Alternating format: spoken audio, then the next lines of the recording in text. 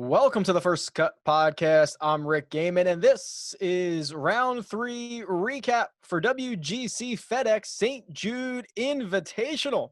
And here to help me break it all down, it's Kyle Porter. What up, KP?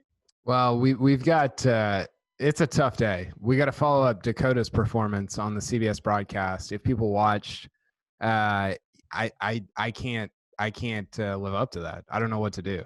I'm assuming he's putting people out of jobs. He should be. He should be. Like us. Yeah, let's get this kid on the show. Unbelievable. He said he would. There was a tight lie. I forget who it was. Maybe Brendon Todd. Lie somewhere. It was Todd. Yeah. He said he'd nip a 60 right of the flag, let it trickle down to the cup. It was unbelievable. I mean, the way he was talking about golf, I was like, yeah, this is great. This is how I talk about golf. Like, the crazy part is yes, he was using the language, but he was also hitting all these beats. Yeah. And you're like, what, wait a second. Like, has he done this before? Like, what? That's a very difficult thing to do. And he was nailing it. It's like he had a producer in his ear. Like, it was unbelievable. He was so good. He was so good. Yeah, it was incredible. It was fun to watch. Good for him. Good job, Dakota. Good job, Dakota. Good job, Brendon Todd. You've got another 54-hole lead. The fourth time this season he has slept on the lead or the co-lead, fifth time in his career. We've talked a lot about Brendon Todd, what this victory could mean, but he's got like I don't know how to feel right now, right? I mean, we've seen him sleep on a 54-hole lead before. Travelers didn't go so well. He's one shot clear of Benny On. He's 2 shots clear of Rickie Fowler. What's like our temperature check on Todd at the moment? Well, the temperature check is that he's not going to win tomorrow. I like Brendon Todd. I think his story is awesome, and I think he's a good player. But the way, and this is like an extreme version of what happened at the Travelers when he kind of faded on Sunday. He's not hitting the ball that well, Rick. He's like, I mean, what's his tee to green numbers? It's not. I'd have to pull it up for the week. Yeah. Do you have it in front of you? Yeah, he's gained 1.8 from tee to green and 9.3 putting. That's not good. Like, that's not like that. It's one thing if you are John Rahm and you've done that and you're like, okay, well, I can talk myself into Rahm's just going to, come out and light it up on Sunday. But if you're Brendon Todd and you're doing that, it just, I don't know. I don't have a good feeling about Sunday. Yeah, and it started on Thursday where he just drained every single putt, and he hasn't stopped. I mean, maybe if he's got one more day in him, but yeah, this is like one of the most unsustainable things we could be looking at here. I mean, it's a really ugly stat line. It's really ugly. It could happen. Like, I'm not saying that it absolutely. I just, that's my opinion. Is I don't think he's going to win on Sunday, and I think. But look, I mean, the opportunity for him, we've talked about this all week. You win, you get a WGC, you get it's crazy. Like, we talked about this at the Travelers. It's more true now. You become the PGA Tour Player of the Year front runner with what PGA Wyndham 4 or 5 events left. Yeah, I mean, that's not a ton of wiggle room for somebody else like JT to go out or Webb to go out and win one. And if you also have that WGC, I mean. It's pretty crazy. And I think that, I don't know, this is where we kind of can get too stat heavy sometimes, I think, of like, Brendon Todd should not be having the success, but he is. Like, he's going out and doing it, right? And so you look at the stats and you're like, oh, well, that doesn't make a ton of sense, but he keeps making putts. His short game's great. He keeps contending. Now, whether he can do it for 4 rounds and win the tournament is one thing, but it doesn't take away from how well he's playing overall right now. And I think that's a really good point, because the way he plays in general doesn't usually define success on the PGA Tour. There's so many great Brendon Todd stats. Here's one from Justin Ray. So 40 different 3+ win seasons on the PGA Tour since 2000. The average season driving distance rank of those players is 25.1.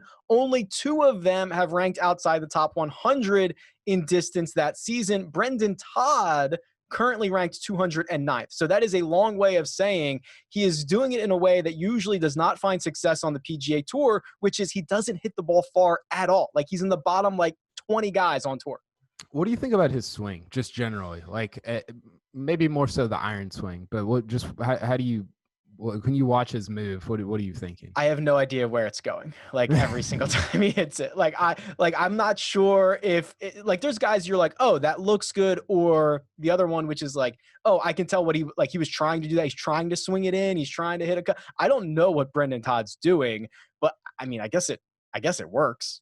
Yeah, I mean, I see your point. I do think, based on how bad he is statistically at times from tee to green, the swing is actually like better. Like it looks better than it shows up statistically, I guess. I don't know if that makes sense, but yeah, I mean, it's crazy that we talk about, and some people push back on this, and I think rightfully so.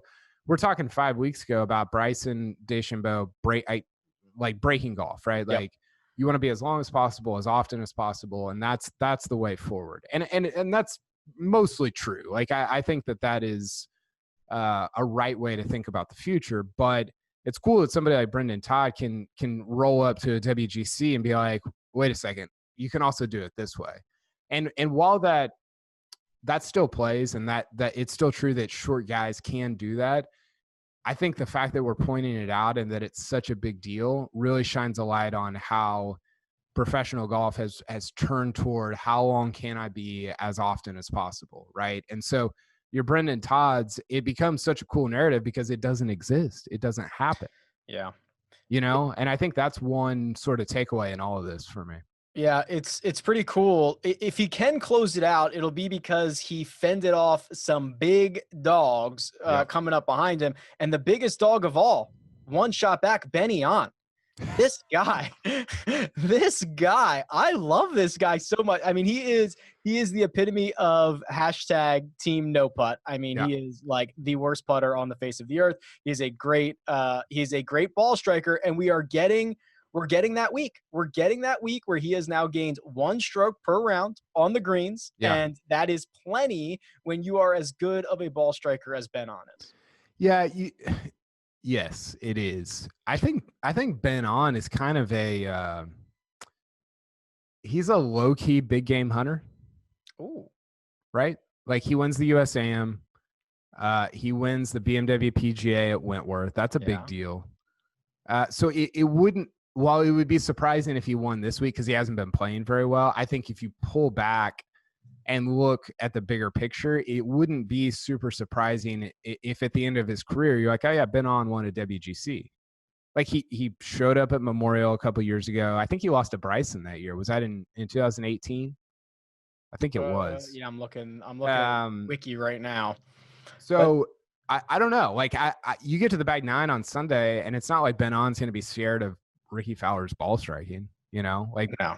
Like Ben On can like roll with all those guys, JT, Koepka, Fowler, whoever you want to throw up there. Now, the complete game, the total package isn't there with him, but I don't know, 9-hole stretch, you make a couple putts, who knows? Lost to Bryson in a playoff at the Memorial in 2018. Yeah, I mean, I feel like he's playing with house money. I don't know, obviously, what his mindset is, or when you're looking for your first PGA Tour victory, how I can't even imagine how difficult that could be. But You're looking at the leaderboard, and you're like, well, I'm not in the lead, so that's kind of cool. I'm only 1 shot back. And oh, by the way, no one expects me to win this golf tournament because Rickie Fowler, Brooks Koepka, Justin Thomas, and Louis Oosthuizen and Phil Mickelson are breathing down our throats. Like, I might as well just go freewheel this thing. Well, and also, like, he's going to be playing with Todd on Sunday, right? So you watch his ball striking, and you're like, oh, I just got to be better than that. Like, and again, you have to go make putts. The short game has to be there.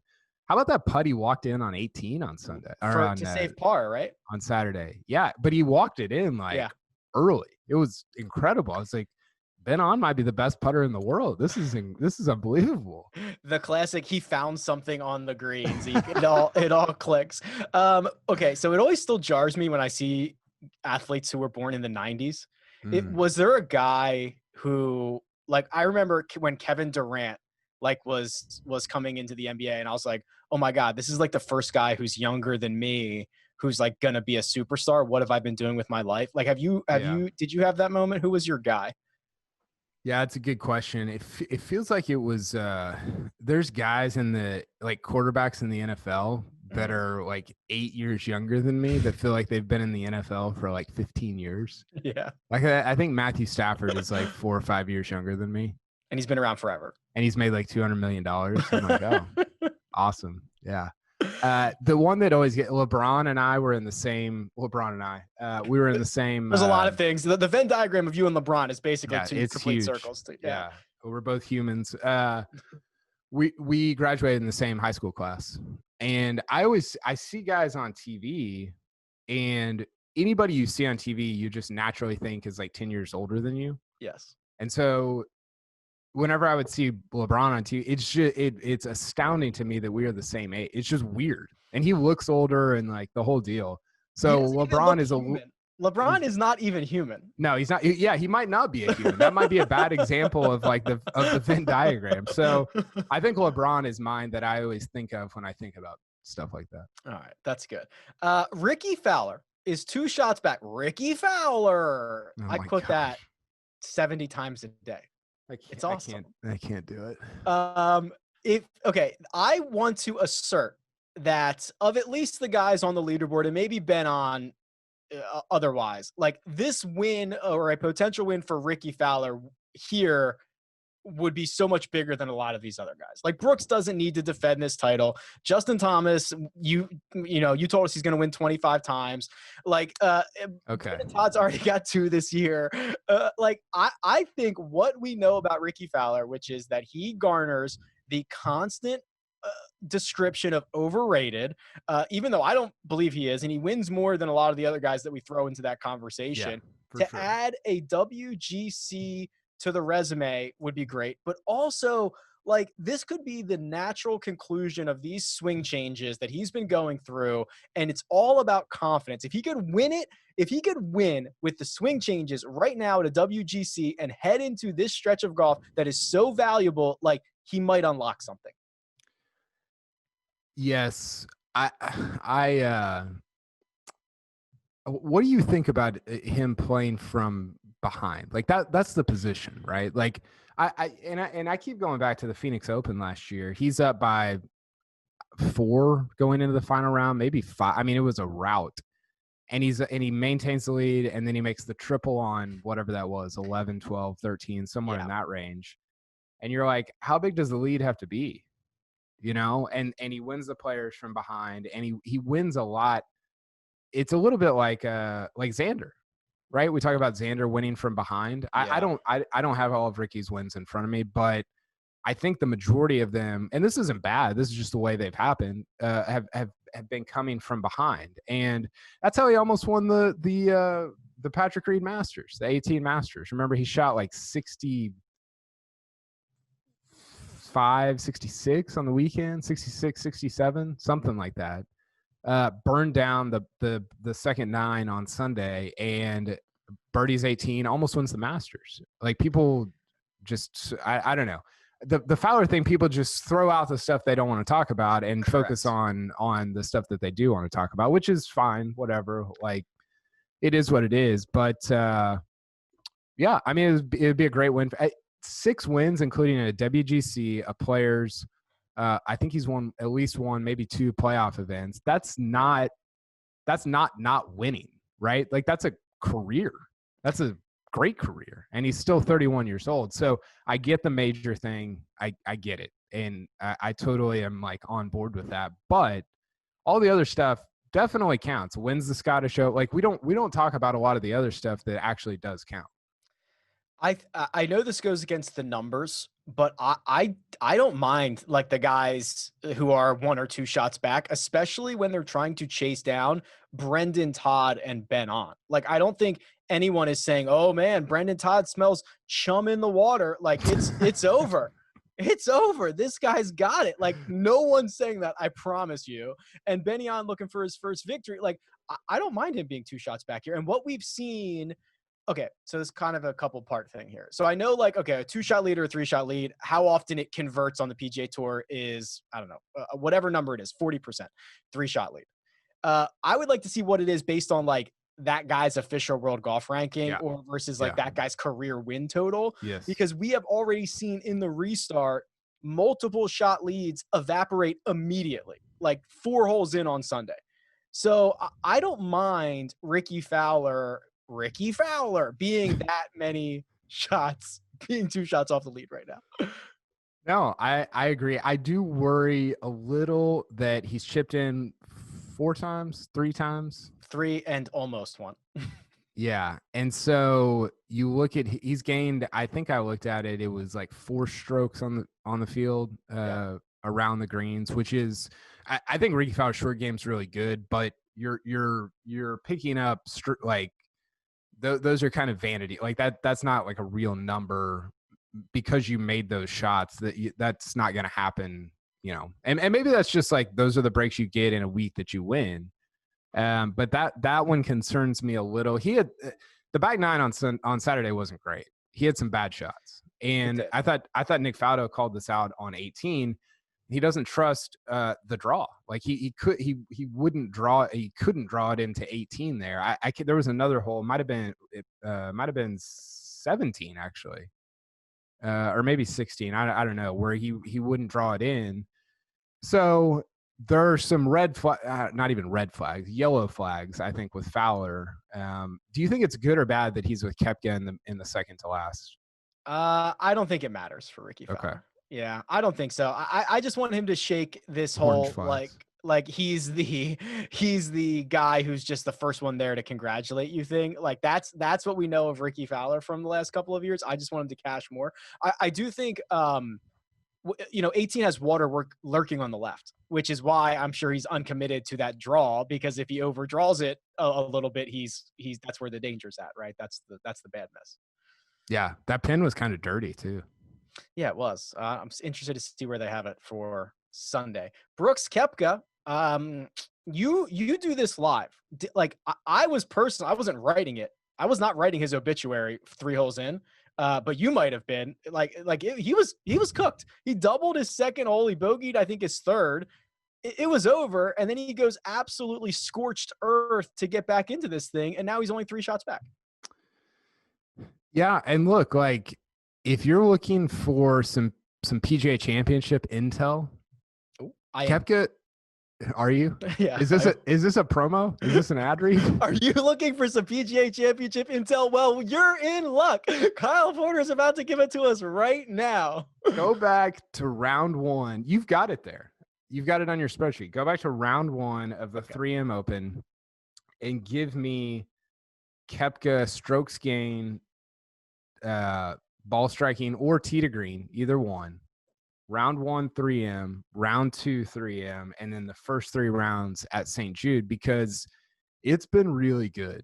And, I think you talk about him and JT in this field this week, their score is it just changes so much based on whether they're putting. But the ball striking's been consistent. It's been really solid for both of those guys. And for Koepka for the last 5 rounds, really, which is a little bit of the trajectory that I wanted to see going into the PGA. The scores haven't been there, especially at 3M, but the ball striking has been. And I don't know, man, maybe we were wrong. We talked like a week or two ago about how you can't just flip the switch.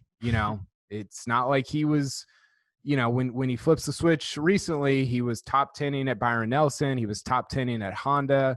Those were kind of precursors to him winning these majors, and that hasn't happened this year. Well, it's happening right now, and so maybe we were just completely wrong about that.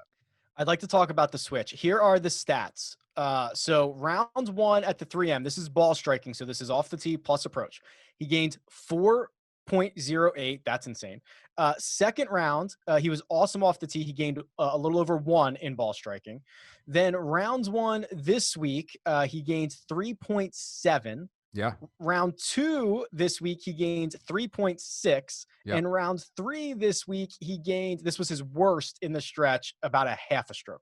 So it's been really it's really been good. Lights out. He's number 1 in this field in approach shots. You start looking at next week and you're like, Wait a second. Like how low did he drop, by the way, in the odds for PGA? Like, what was the lowest that you saw him at? Was he ever at like 16 or something? Probably. See, the problem is the back-to-back thing. Really, that drives so much of his Vegas Yeah, odds. I So know. they'll never let him get down into like the 20 range. Because he I, was like 28 for this tournament, right? 30? Yeah, that sounds about right. I'd have to pull it up, but like it was, there were times in the last couple of weeks and months you could have gotten a really good number on Brooks at a couple of these events. Yeah.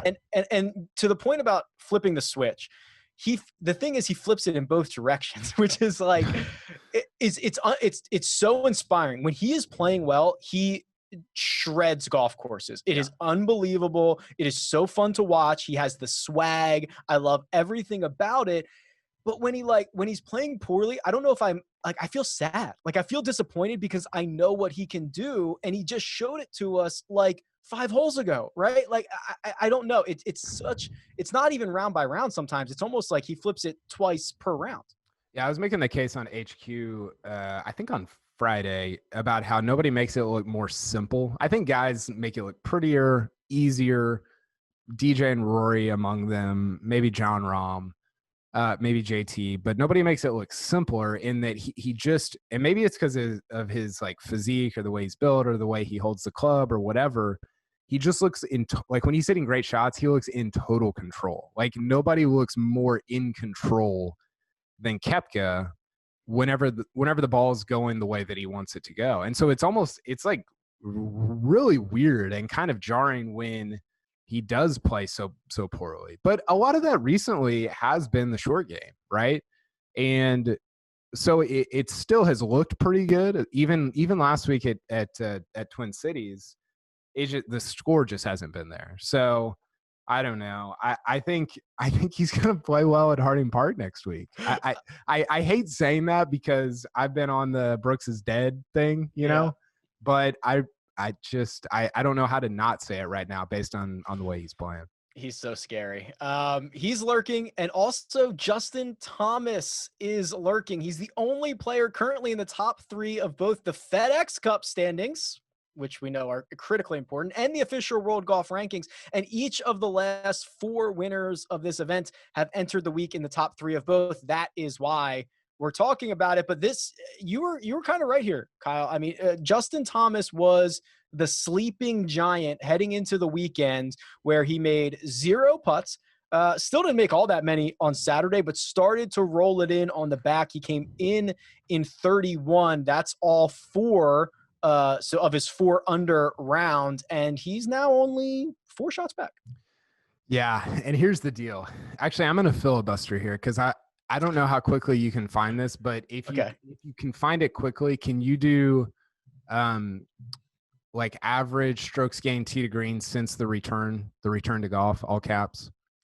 How long would that take you? I need 90 seconds. Okay, I can definitely filibuster for that. Okay. So we've got a real good plan here for those people, for people listening. JT, he, you know, the bag 9 was awesome. I was honestly like, I was following his shot tracker, or the shot link thing for him, like for his entire back 9, because the broadcast lags sometimes. They've got like a million guys to show, whatever. And I was just praying that I was right about JT going into the weekend, because the stats said, hey, JT is going to be awesome this weekend because he's not going to be the 70th ranked putter in this field. But you never know how that goes. Maybe he has a bad 3rd round. Maybe he wakes up feeling poorly on whatever. It can still go badly. But I was really excited because he's somebody, if you are Brendon Todd and you're looking at the board on Sunday at like the 6th hole and you see JT like bumping up there within 1 tied, you're like, well, you know what? This is not good, because he closes. Like, that's what he does. That's who he is. And we can talk about the you know, Mark Immelman's not here. We can talk about the overall trajectory here in a second. But yeah, I honestly think JT's 2 back of the real lead with Fowler at 10 under, because I don't trust Brendon Todd's swing and I don't trust Ben On's putting. And so if you say Fowler's the real lead at 10 under and JT's 2 back, I don't know. 9 to 1's pretty pretty sweet. Pretty juicy. Okay, since the return of golf, I've got the strokes gained numbers here. What would you like to hear? I JT's got to be number one average per round, right? So the caveat is this does not include this week, so it would only be better than this. So it'd be Okay. heading into this week. But JT, of anybody who's played at least 10 rounds, it's Bryson 2.3, which will go down this week, and JT 2.07, which will Okay. go up this week, presumably. So Okay. yes, So he's it's close. Yeah. That very makes sense. close, and he is top tier guy here for sure. Yeah. I mean, I kind of think he's going to shoot like a 65 and win on Sunday. And that he might not. Like, who knows? But that's just sort of, I don't know. That's the sense I've been getting. What? So me and Emmelman were hollering at each other on via text. This was, I forget. Like, this stuff is not public for people to see. It should be. He was getting on me about my tweet on Friday about how, and this is appropriate because Bones is caddying for JT this week, and they're going to be in the same pairing on Sunday as Phil Mickelson and his brother Tim. Bones obviously caddied for Phil for 20 years. And I said, going from Phil, my point was that going from Phil, who is a lunatic on the course and just does whatever he wants, and I think is like a top 12 guy of all time, to going to JT, who has a plan, who's straightforward, who he's not like crazy on the course, is like going from a prop plane with no landing gear to a finely tuned race car. And of course, everybody freaks out. Phil's got I know how many majors Phil has. Like, I get it. I understand. Like, I can count.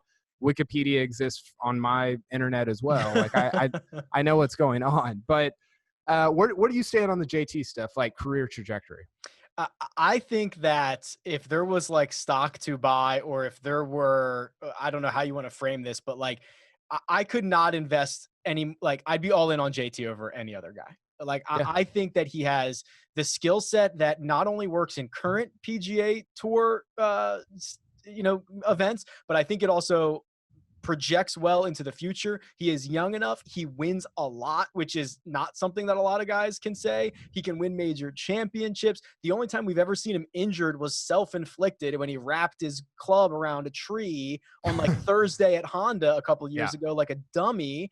Like that's the only, and you're right. I think he is very, very mature. And maybe that's from his dad, right? Growing up kind of like with this professional mindset. Like, I think Justin Thomas is one of the most mature golfers that we have on the PGA Tour. And I could not be more thrilled about the trajectory. Now, will he ever get to, like, he'll never touch Phil's whatever, just because the eras are so different, and he'll win a smaller percentage of how much Phil has won. But like, I could not be more thrilled to see what Justin Thomas does in the next 10 or 15 years. Okay, so this is JT's 152nd PGA Tour event. He's finished in the top 5 in 23% of them. In Phil's first 150, he finished in the top 5 in 15% of them. So 23, what did I say? 23% to 15%. Yeah. And then if you look at wins through 150 events, Phil won 11 times, which again, historically great. To me, a top 12 guy of all time. And Phil's like thing is longevity. Like, the longevity is like, that's what makes him great. It's not that he was necessarily like I don't know, like who's somebody that was just great for a really short period of time. Even like we haven't seen the rest of Jason Day yet, but like 7 wins in 18 months is a very, like, it's the most concentrated thing I can think of. It's not acute with Phil. The secret to his success is being really, really, really good for 25 years. And that's how you get to 5 majors and 44 wins. So wins through their first 150 events, Phil had 11 and JT has 12. So all I'm saying here, and again, the tweet was actually more of a commentary on their styles than anything. But if you want to talk about their trajectories also, JT's trajectory is ahead of Phil's. I mean, Phil didn't win a major till he was, 33, 34. JT's already got one, more wins, more top 5s. Now, can he do it for 25 years? Probably not, because that's insane to be able to do it for that long. But I think more broadly, I think we historically underrate JT. Like, we just do. Like, I definitely the numbers say that he is going to be historically one of the best of all time. Now, might not go that way. I mean, Jordan Spieth, timestamp is Exhibit A, but that's the way it's trending right now. Well, we've got 25 years to figure this out. I'm sure it's a conversation we will have many times over. Producer Jacob's giving me the look. So what we're going to do is we're going to do our picks to win on the other side. But first, we're going to take a quick break to hear a word from our partners. KP, you can watch tomorrow's action, Sunday's action, on CBS, CBSSports.com, or the CBS Sports mobile app. Do not forget, streaming is for free on desktop and mobile devices. Coverage starts at 3 p.m. Eastern time. I believe, Kyle, you have already spoiled your pick to win 9-1. Justin Thomas seems to be the route that you are headed here. Yeah, JT 9-1, I think he's both my pick to win, but I also think he's the value there. If you go further down, I wish Webb wouldn't have doubled the last. Yeah. Webb is 50, but he's, what is he, six back? I don't know. Yeah. Webb at 50 is not bad value. I mean, is he going to win it more than 2% of the time? Honestly, probably. You're just not going to hit this often. Yeah. I mean, he went on that stretch of holes 14, 15, 16. He played 4 under. I hate that he doubled 18 because he was, he probably would have been a guy that I could have fired something like this on. I think, man, I don't know if I'm hoping or if I think that Rickie Fowler is actually going to win the golf tournament. Like I want him to. He's 4-1, which, to your point, there's probably more value in Justin Thomas. Honestly, there's probably more value in Brooks Koepka, who's 5-1. There's probably more value in someone deeper. But like, I would love to see Rickie Fowler win on Sunday. Yeah, I mean, I think there's a good chance that he will. Again, if you don't believe in certain parts of Ben On's game, certain parts of Brendon Todd's game, then Fowler is, I mean, I think he's as likely as Koepka or JT or anybody else. I was going to ask you, who was your one and done this week? Oh my gosh, I don't remember. Did you have Fleetwood? It might have been Fleetwood. It was Fleetwood or Reed, I feel like. You had Reed. Yeah, Reed played better. He was like 4 under at one point, and then I think he gave a couple back coming in. Yeah, he shot a 69, so he's in T40. I had Rahm. Is he still in the tournament? Did he make the cut? I think he's already at TPC Harding Park. God. By the way, I don't think we talked about this. Jon Rahm has lost 6 strokes tee to green this week. That seems bad. Not good heading into your first major as the number 1 player in the world. Bryson shot a 69 with 5 pars on Saturday. Yeah, that was a 2. What's that called? A 2 pencil day with all the Spieth. All right, we are going to be back tomorrow to wrap up the WGC FedEx St. Jude Invitational, and anybody can win it. Who knows?